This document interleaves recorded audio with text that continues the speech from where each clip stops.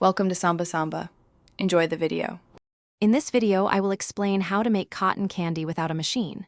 First, let's gather our simple ingredients and prepare our workspace. You will need 2 cups of granulated sugar, 1/2 cup of water, and 1/4 cup of light corn syrup. Also, prepare a clean, heat-resistant surface like a baking sheet lined with parchment paper, and have a whisk or fork ready. This method requires careful attention to temperature and technique, but the results are wonderfully sweet. Now let's create our sugar syrup. Combine the 2 cups of sugar, 1/2 cup of water, and 1/4 cup of light corn syrup in a heavy-bottomed saucepan. Heat this mixture over medium heat, stirring until the sugar dissolves.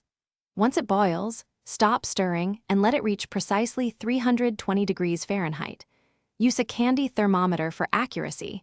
This temperature is crucial for the right consistency. This is where the magic happens.